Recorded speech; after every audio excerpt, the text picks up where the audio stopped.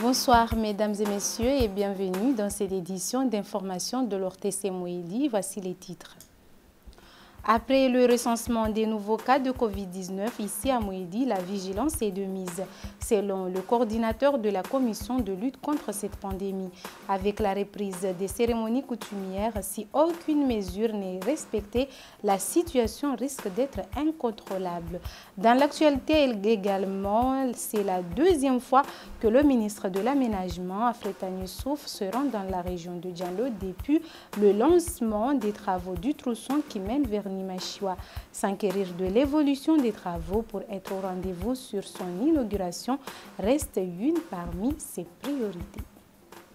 Voilà pour les titres et bienvenue à toutes et à tous. Après des mois de silence, un rebond des cas est enregistré depuis une semaine. Environ 25 nouveaux cas de coronavirus sont dépistés ici à Moélie. Dans un point de presse effectué à la DRS, le coordinateur insiste sur le respect de certaines mesures et mise également sur la vaccination contre cette pandémie.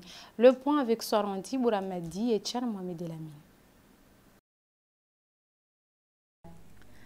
En effet, une campagne de vaccination axée sur 5 cohortes réalisées dans l'île de Moélie, associée à une activité de vaccination intensifiée, le pays a pu réaliser une couverture de 49%, dont 59,79% à Moélie. Toutefois, l'apparition des nouveaux cas à Moélie en début de ce mois d'octobre jusqu'à présent a attiré l'attention des responsables du domaine. Nous avons enregistré 25 cas de Covid-19. Parmi ces 25 cas, 13 viennent des îles Sœurs, 12 de la Grande Comore et un cas venant d'Anjouan. Les 12 autres cas sont des cas autochtones, c'est-à-dire ce sont des cas que nous avons découverts dans notre île. Cela témoigne qu'il y a la circulation du virus dans notre île. Certes, la vaccination de routine permettra d'atteindre les 60% prévus pour une immunité collective. Néanmoins, le respect des mesures barrières, notamment le port du masque, le lavage des mains régulier, ainsi que la distanciation sociale, précisément en cette période de festivités, doit être une priorité absolue pour empêcher une propagation massive du Covid-19 dans le pays. Une nouvelle stratégie est adoptée, notamment le confinement à domicile. C'est pourquoi la collaboration des patients pour éviter une contamination massive reste une nécessité. Pour s'imprégner du déroulement des travaux de construction du trousson qui mène de Ouanani vers Nimachioua, le ministre de l'Aménagement Afretani Youssouf a effectué une visite de travail ce jeudi. Ici à Moélie, il s'est rendu dans le chantier de la société CGC dans la région de Diallo pour s'entretenir également avec les responsables sur les difficultés rencontrées. Reportage de Mounibou Amir et Husseini Abdillahi.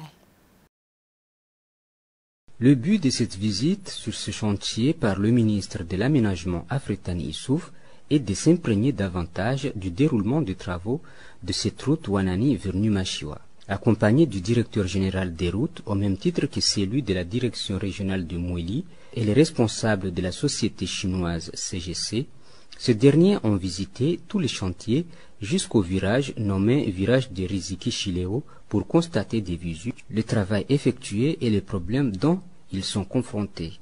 Il a été clairement décrit que les travaux d'installation sont à 90% terminés aujourd'hui et que le bateau qui transporte les engins, les équipements pour la réalisation des travaux sont aujourd'hui au port de Moroni. D'ici 2 semaines, ils seront ici à Moélie et là, les travaux atteindront leur vitesse de croisière parce qu'actuellement, ils sont en train de réaliser les ouvrages d'assainissement. Il y a une équipe réduite, mais quand les machines seront là, il y aura plusieurs équipes. Une équipe commencera du Ouanani vers Nimachioua, une autre commencera de Nimachioua en venant vers... La fibre optique et les fils de la société Sonelec restent un frein pour les travaux selon le chef de chantier. Après cette visite, le ministre a tenu à s'entretenir avec les responsables de la SOS-CGC pour échanger sur d'autres points liés à l'exécution des travaux. En effet, depuis la mise en œuvre de ces travaux le 27 juillet dernier, c'est la deuxième fois que le ministre effectue une visite sur ce chantier. Sur le même ordre d'idées, par manque d'entretien, la route qui mène de Ouala vers Nimachoua est en mauvais état. Restant le seul issue pour se rendre à Fomboni, tenant compte de sa dégradation, l'excès de vitesse et la distance, elle reste la route la plus accidentée, ce qui cause des dégâts matériels et humains. Nayam Seydomar et Tchan Mohamed Elamine ont réalisé ce reportage. Depuis que l'accès routier de Ouanani vers Nimachoua est devenu impraticable, surtout pour les voitures, cette route allant de Miringoni vers Nimachoua reste le seul moyen pour se rendre à Fomboni. Cependant, avec sa dégradation, la circulation devient plutôt difficile pour les usagers. Pas seulement son mauvais état, mais le nombre de virages, la distance, l'excès de vitesse demeurent parmi les principales causes des accidents répétitifs. La réparation des nids de poules sur cette route peut en effet réduire les accidents des routes. Notons que les mauvaises infrastructures paralysent le développement économique du pays. Considérée l'une parmi les régions les plus productrices en matière de produits vivriers et rentes, cette situation est loin de faciliter les producteurs et agriculteurs de la région. Une situation qui nécessite l'intervention des autorités concernées pour alléger la circulation de biens et de personnes en garantissant la sécurité des usagers, tout en rehaussant l'économie de l'île à travers le secteur agricole et tourisme dans cette région. Autre volet de cette actualité, sur 46 rivières existantes au niveau de l'île de Moïdi, seulement 7 d'entre elles sont actives jusqu'à présent. Cependant, tenant compte de la destruction de l'environnement, le peu restantes peuvent également être inachevées dans les années à venir si aucune solution n'est trouvée. L'île de Moïli comptabilisait environ 46 rivières, voire plus dans son ensemble. Présentement, moins d'une dizaine sont actives dans les différentes régions et communes de la place. Il s'agit de celles de Djouaïzi, Ndondoni, Miringoni, Ouala pour ne citer que cela. Celles de Dewa risquent de disparaître à travers la main-d'œuvre de l'homme, précisément avec l'extraction de sable, la déforestation et autres. Ce qui constitue un obstacle pour les riverains habitués à faire la lessive ainsi que la vaisselle sur cette rivière. Selon les experts en environnement, seule la volonté de tout un chacun peut reconstituer ce que l'homme a détruit dans l'environnement. Certes, plusieurs associations qui militent pour la protection de l'environnement mènent des actions telles que activités de reboisement aux alentours des rivières. Néanmoins, ça reste un véritable combat dans la mesure où certaines personnalités contribuent indirectement à la destruction de l'environnement. Des actions qui risquent de faire disparaître à jamais ces sources naturelles dans l'île autonome de Moïli. À part l'extraction massive de ces agrégats, plusieurs rivières de l'île sont devenues synonymes de poubelles. Tel est le cas de la rivière de Dewa où plusieurs déchets sont jetés et des carcasses de voitures, ce qui constitue un réel danger pour l'environnement ainsi que la population. Nayam Seydomar et Tchan Mohamed Elamine. Voilà l'état où se trouve la rivière de Dewa. Aux abords, tout comme au fond de cette rivière, on y trouve toutes sortes de déchets et même des carcasses de voitures qui sont jetées. Un phénomène qui a un impact sur l'environnement en général, ainsi que la sécurité des enfants qui ont tendance à jouer dans ces épaves. À part que ces derniers constituent un danger, mais ils gênent ceux qui ont l'habitude de faire leur lessive et leurs besoins sur cette source.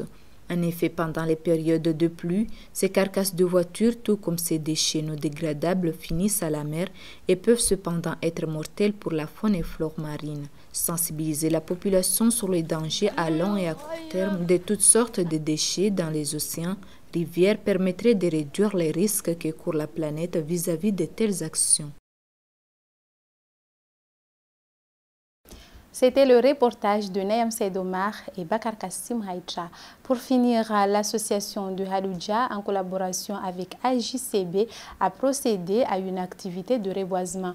Une action qui vise à limiter le glissement de terrain provoqué par l'extraction des agrégats, mais aussi protéger la rivière de Dewa. Mounibouamir et Tchan Momedelami.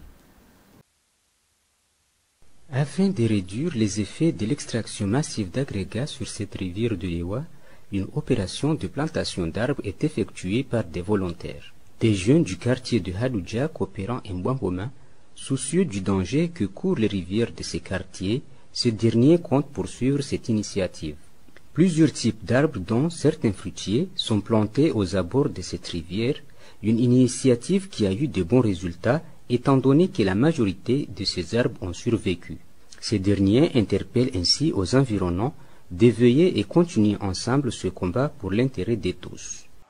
À cause des jetés qui sont déjà dans la rivière, pour dire le peuple comorien ou bien mohélien de ne pas jeter les déchets dans la rivière, parce que là, ça, c'est pas bien normal.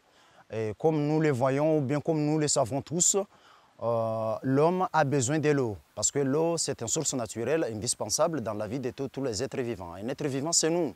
Bon, et si on coupe encore les arbres qui sont très très proches de la rivière, là, c'est pas bien normal, parce qu'on dégrade. Si on coupe les arbres, on dégrade des environnements. Bon, en réalité, en regardant, là, c'est pas bien normal de couper les arbres qui se retrouvent à côté de la rivière. Force est de constater que la dégradation de l'environnement, causée en partie par la déforestation, l'extraction massive des agrégats, peut engendrer des conséquences lourdes à l'avenir. La mobilisation de toutes les couches sociales doit être une priorité pour la sécurité de ses citoyens et de leurs biens.